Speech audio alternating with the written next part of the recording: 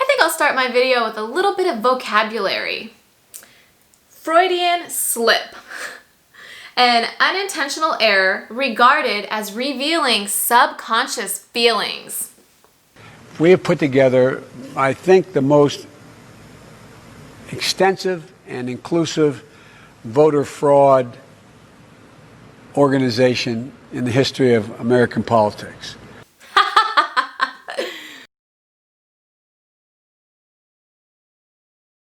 There's one huge thing that I don't think is getting enough attention, and so I wanted to just blast a light on Dominion voting systems. And I will start off by saying, how weird is it that the acronym for this company is DVS? Did they think of that when they were making a name for this company? Did they know devious was going to be their acronym?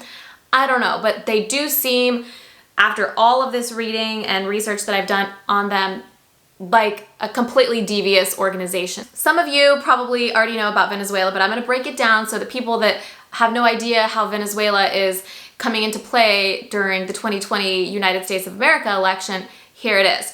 So Venezuela is a country that's been plagued by leftist presidents and dictators and people that want to break free from that, and they're being told that they can break free through this voting system, and they're voting on these machines, and yet the leftist dictator still keeps winning.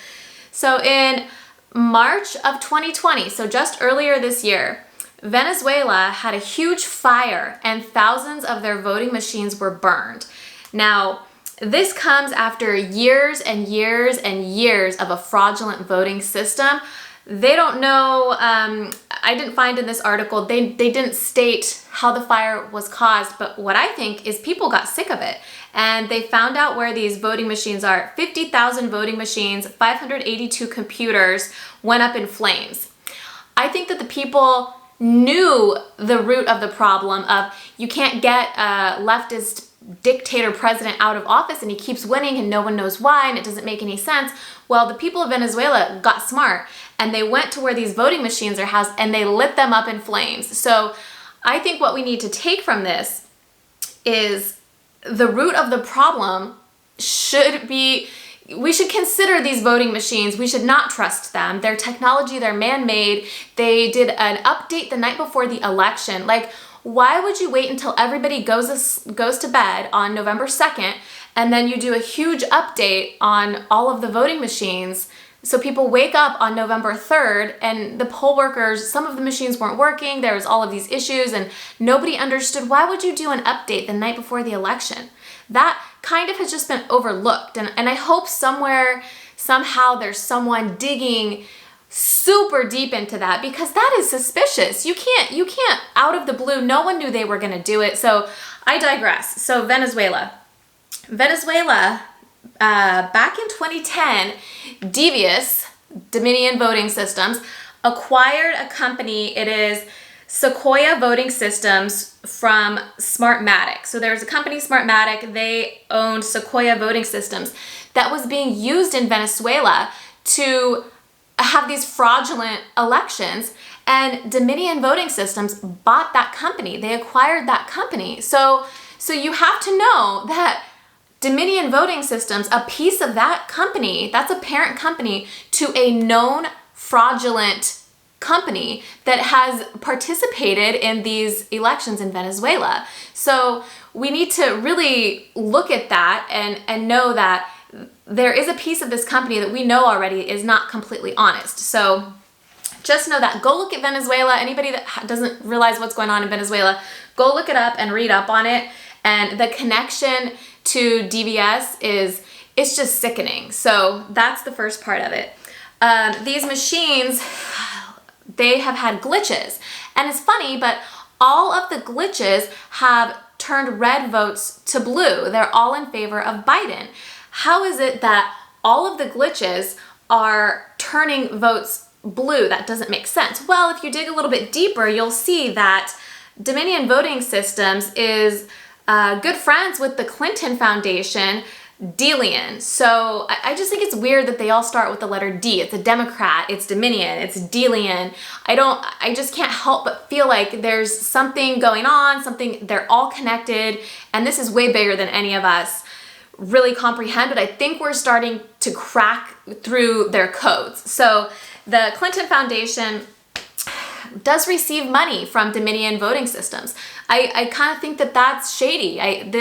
The voting systems that were being used in these major cities, the ones that are still in question, they are donators to a Democratic foundation.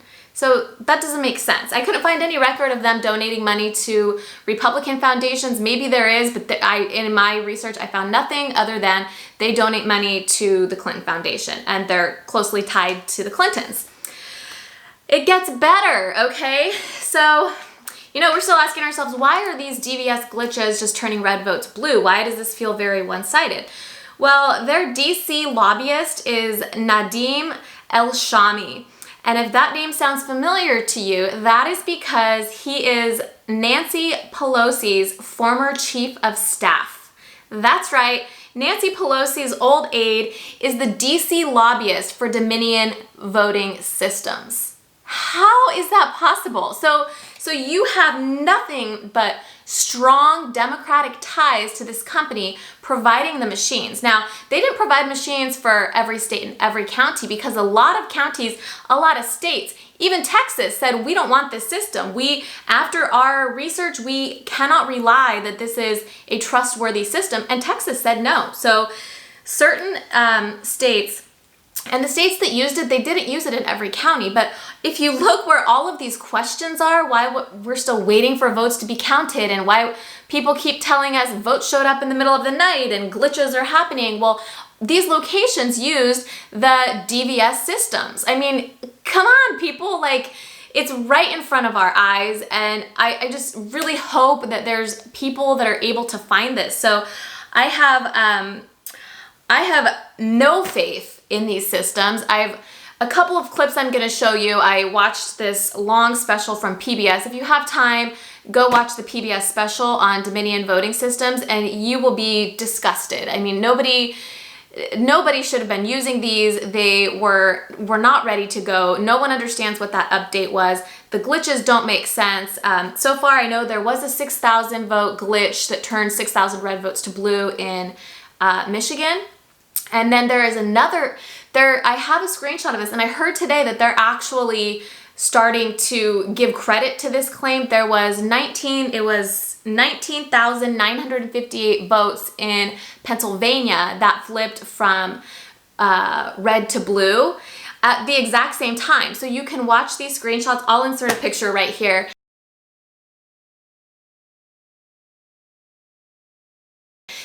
This is Pennsylvania on election night. Within 2.5 minutes, it was 2 minutes and 37 seconds, they were doing a vote dump, and what you saw is 19,958 votes left Donald Trump and were added to Joe Biden right in front of our eyes.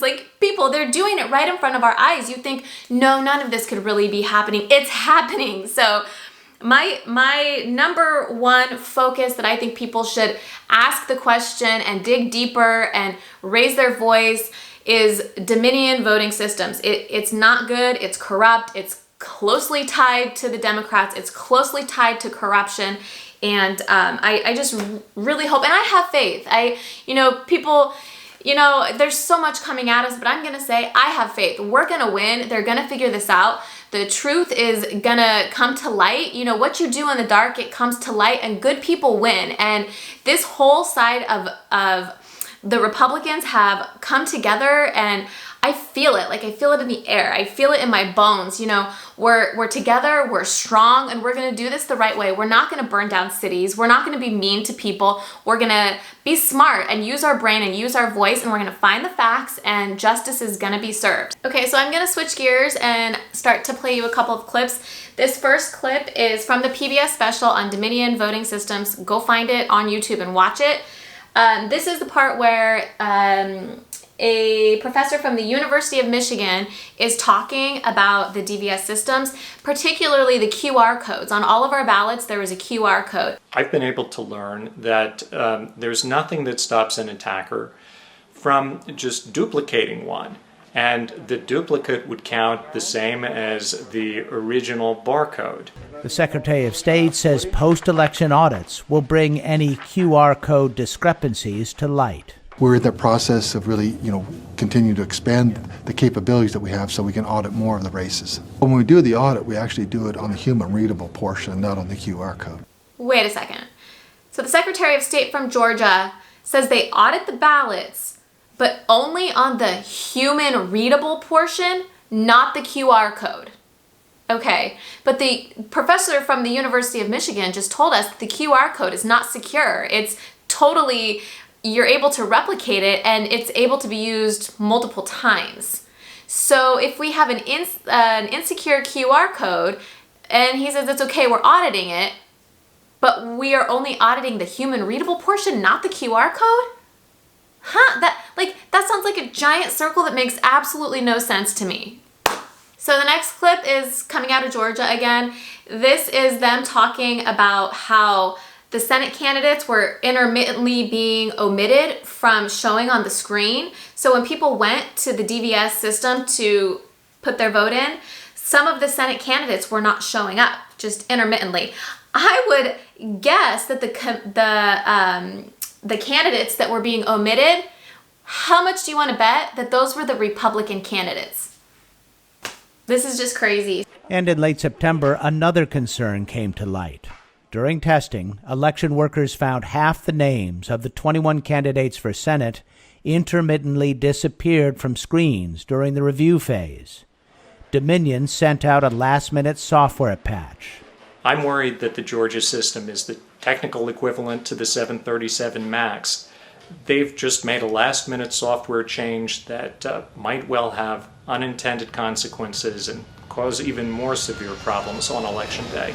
They did a mock election because they wanted to see if the people that were voting would catch any of these errors. They didn't, and they actually placed a mistake on the ballot after the people were done voting, and they were trying to see if people were going to review their own ballot to catch these mistakes. So with the mock election, with the deliberately planted mistakes on the fake ballots, only 7% of the people actually looked at their ballot and caught the mistake.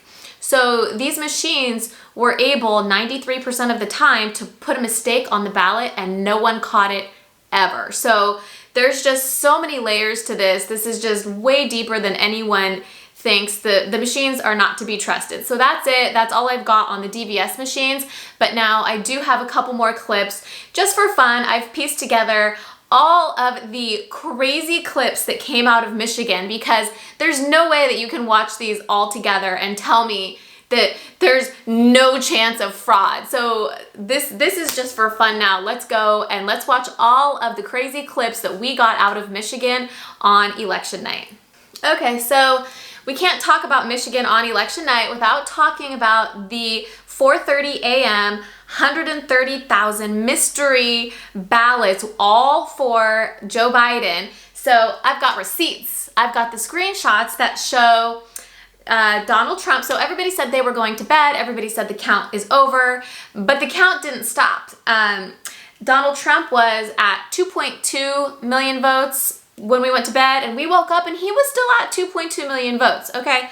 Joe Biden, however, was at 1.99 million votes when we went to bed, and we woke up and his numbers were up to 2.13. So just a little over 130,000 votes came in the middle of the night at 4:30 in Michigan, all for Joe Biden.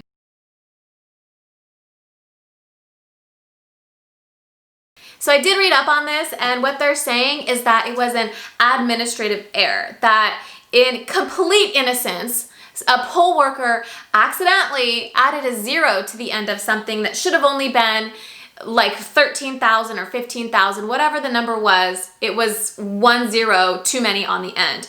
Okay, maybe it was an honest error, but even still, you're telling me that 15,000 votes came in the middle of the night, all for Joe Biden, not a single one for Donald Trump, that is suspicious. Even if it's only 13,000, 15,000, I don't care if it's 5,000.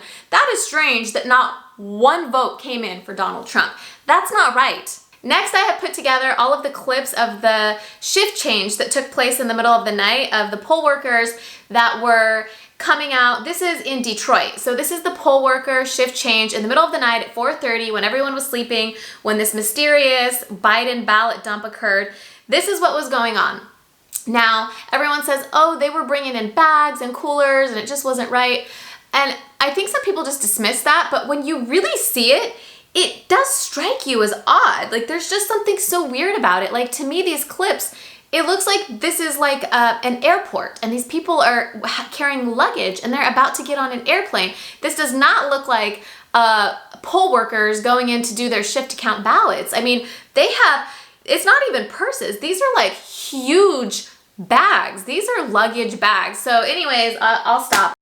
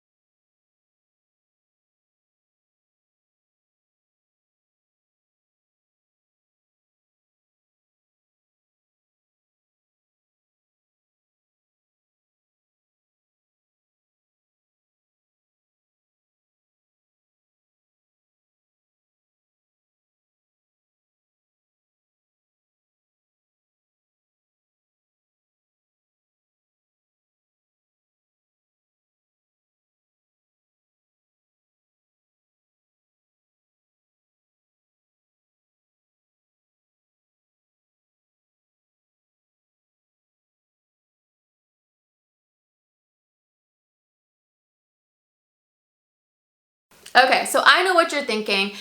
There's no way that these people can be going in and out of the poll center without having their bags checked. No one checked their bags on their way in, on their way out. You would think that counting your ballots would be a secure location. Not at all. There's someone standing at the door, but let's watch how people just stroll in and out of there without so much as a question.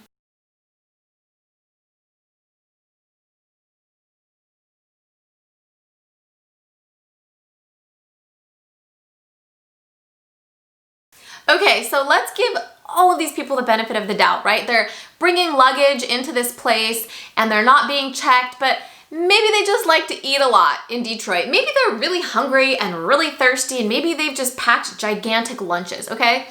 So we have poll watchers in there to watch the election so we can feel safe and secure because there was eyes on this election, right?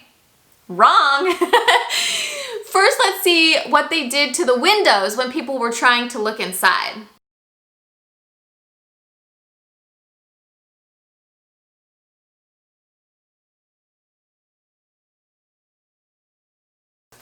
Okay. So maybe the people outside the window were just the general public and maybe they wanted to close it off, but we have poll watchers inside the building watching what's going down, right? By law, I'm sure we do, right?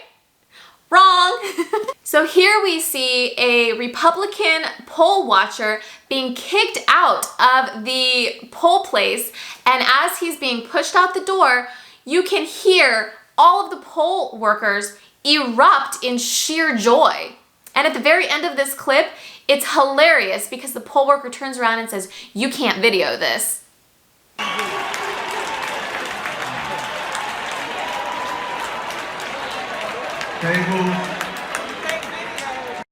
Okay, so we have to hope that the poll workers were properly trained and that there is a strict process, a regimented vetting process that, you know, they're looking at these people and teaching them, and let's listen in on the training. Thank you to 28edu for posting this link in one of your videos. I went and I grabbed the audio. here it is for you again. This is the training that came out of the Detroit Poll Watcher Center. This is audio from how they were trained to count ballots.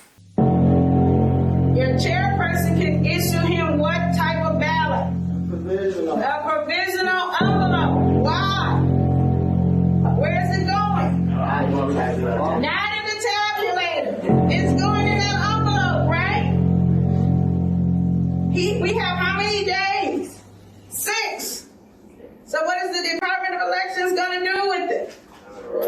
Destroy it. Michigan, oh my God, what happened? That's just, when you look at all of those clips in one progression, it really hits you like, man, some crazy stuff went down. They're so used to talking to people that don't question them, to people that don't think for themselves, that what they don't understand is that the Republicans, we can think critically. We're extremely smart and we're on to every single thing that you're doing. So you can't just tell us to sit down and take the loss. We haven't lost anything yet. So I think that this is just the tip of the iceberg. They're gonna expose all of this and we're gonna get our guy back for 4 more years and we're all gonna be okay. So that's all I've got for this one. Hopefully this was, you know, some good information for you.